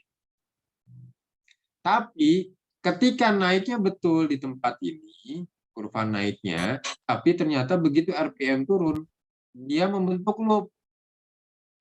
Ini jadi namanya tisotropik, lihat tuh, Mbak. Ya. Ini kurva naiknya sama kayak pseudoplastis melengkungnya ke atas, tapi begitu dicoba RPM turun, dia tidak di tempat yang sama, bentuknya begini. Nah, gitu. Jadi ngapalin pseudoplastis, dapat pasangannya tisotropik. Apa itu tisotropik? Pseudoplastis yang kurva turunnya tidak berhimpit di tempat yang sama, tapi membentuk loop. Ini bukti kalau dia elastis. Kenapa? Ketika dicoba RPM turun, dia mengarah mau ke kondisi awal. Ini stereosis yang tadi. Ya, dia bergerak ke kondisi awal. Lanjut, ditampung dulu. Ya, nanti saya rekap lagi. Yang ketiga, siapa dia? Dilatan. Saya hapus dulu. Kalau tisotropik, naiknya begini Mbak, ya Mas, turun di tempat yang sama. Ketika turun tidak di tempat yang sama, namanya tisotropik. Kalau yang ke sini namanya pseudoplastis, maaf. Bedanya kalau dilatan naiknya dari bawah Mbak Mas, gini. Saya ulang, dilatan itu yang mana? Nih Mbak, Mas. Dari bawah dia. Kalau yang tadi dari atas, nah, begini. Kurvanya kebalikan. Dilatan gambarnya juga cuma segaris. Paham lagi dong ya. Karena apa? Kita tahu ini dilakukan percobaannya RPM naik dan RPM turun. Berarti ini lagi-lagi kita paham kurva naik dan kurva turunnya di tempat yang sama berhimpit. Jadi kelihatannya seperti satu garis. Padahal ini udah ada dua kurva, tapi karena berhimpit di tempatnya sama, kelihatannya jadi seperti itu. Nah, ketika naiknya dilatan, tapi turun tidak di tempat yang sama, turunnya jadi begini. Namanya siapa? Reopeksi. Gitu. Jadi hafal, dapat paham dilatan, jadi hafal yang tahu si reopeksi itu gimana. Selesai Mbak Mas, tinggal satu yang belum adalah anti-tisotropik. Baik, di materi yang terakhir ini, ya, sebentar lagi kita cukupkan ya. Saya ulang. Newtonian grafiknya lurus, ideal dia.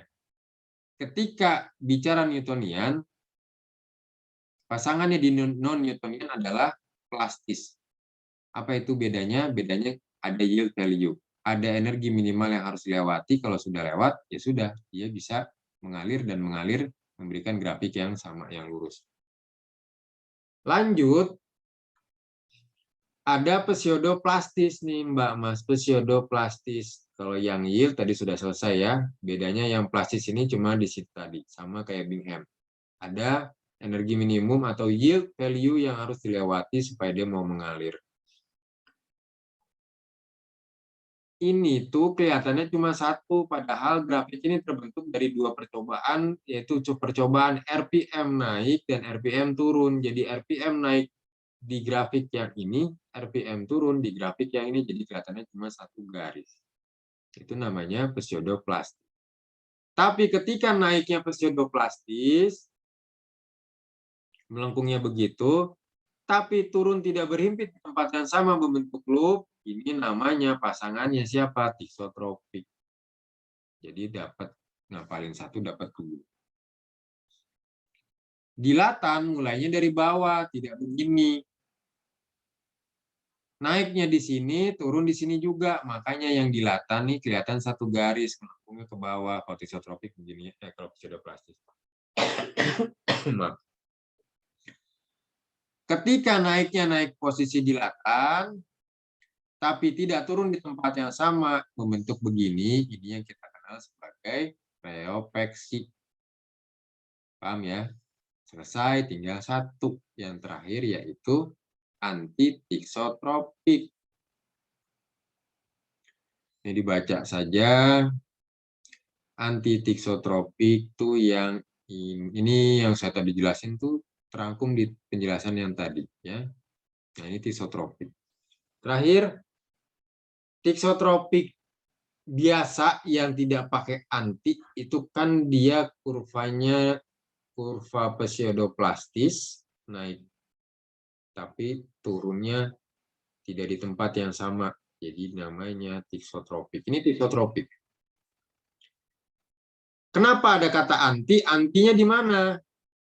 Ini juga hafal atau paham tisotropik akan paham yang anti tisotropik. Nah, ini tinggal kalian lihat.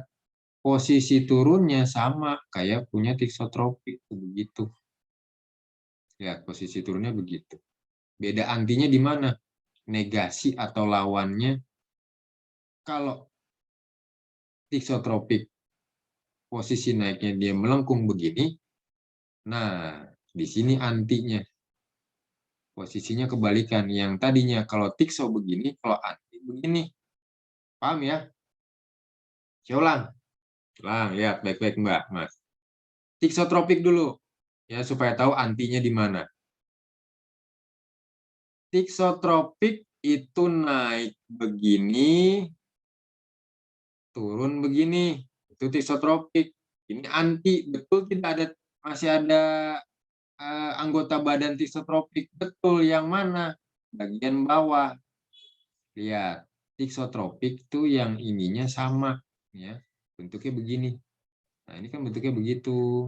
Bentuknya begitu, walaupun berantakan, tapi paham prinsipnya ya. Ini sama turunnya. Antinya di mana? Kalau tisotropik naiknya begini. Nah, itu antinya tuh di situ. Nih, ya, di sini. Begini. Kalau tisotropik begini. Ke bawahnya sama, yaitu marganya ya, atau identitasnya ke bawahnya sama. Paham ya? Jadi kalau digambar berdekatan, tisotropik naiknya begini. Antitisotropik naiknya begini. Tuh, naiknya tuh naik ya. Tisotropiknya di mana? Yang samanya turunnya. Ini kan turunnya begini. Ini turunnya begini sama. Ini turunnya begini. Jadi anti atau lawannya itu di mana? Di posisi naik. Ya. Ya, ini ngelengkungnya ke atas, ini ngelengkungnya dari bawah. Coba Mas Rifki Rahmadi diulang sebelum kita tutup. Iya, Pak. Coba diulang, Mas. Iya, Pak. Jadi untuk yang tisotropik tadi itu naiknya dari bawah, cekungnya itu ke atas, dan turunnya mengikuti yang sebelumnya Pak, yang tadi pas naiknya. Untuk yang anti tisotropik itu tuh naiknya dari cekung yang ke bawah, turunnya juga dari cekung yang ke bawah Pak. Itu berarti yang Kayak jadi samanya yang kurva naik atau kurva turunnya? Yang samanya kurva naiknya Pak, kurva turunnya berbeda. Benar. Ya, makasih. Coba Oh Mbak. iya, kurva turunnya sama Pak, kurva naiknya yang berbeda. Ya, itu ya. Jadi yang jadi apa identitas marganya di sini ada tisotropik adalah kurva turunnya. Itu identitas keluarganya, kesamaannya di situ. Antinya di mana? Di kurva naiknya. Kalau kurva naiknya tisotropik ngelengkung ke atas begini.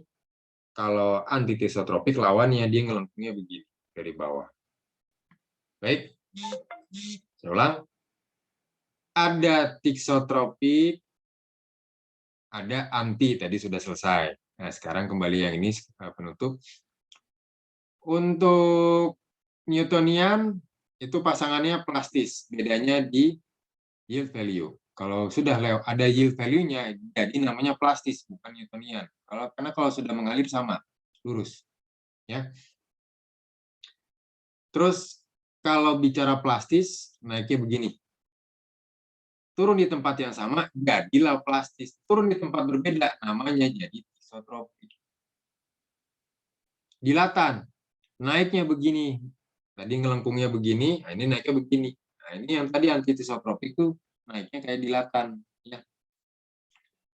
Naiknya begini, tapi turun di tempat yang sama, namanya dilatan. Tapi ketika turunnya tidak di tempat yang sama, begini, jadi namanya reopeksi.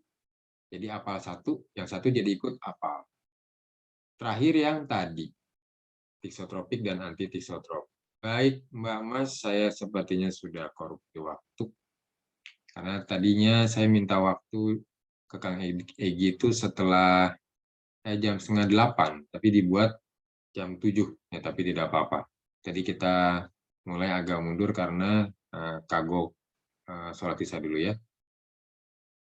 Baik, dari saya sampai di situ dulu. Nanti ada kekurangan atau ininya, insya Allah saya susulkan apa dari bentuk video. Tapi untuk materi yang sekarang insya Allah akan saya share di grup KM. Jadi nanti KM memberikan di masing-masing kelas.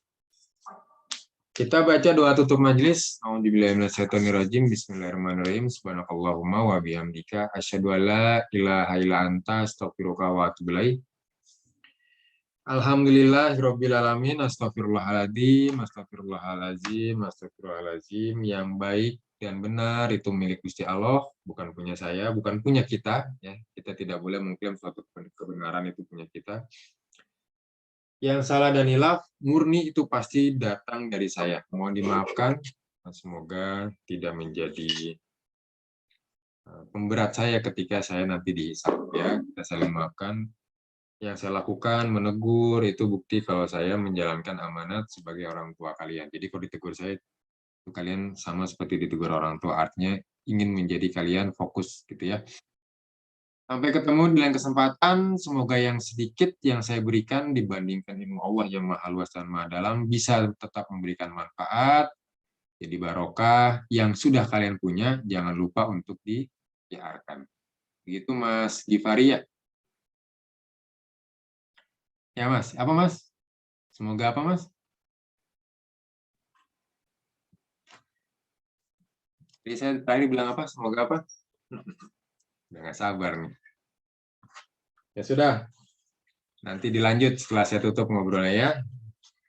Ya semoga jadi manfaat, jadi barokah, walaupun saya cuma memberikan sedikit dari ilmu Allah yang maha luas dan maha dalam. Sampai bertemu di lain kesempatan, sehat selalu, salam buat keluarga.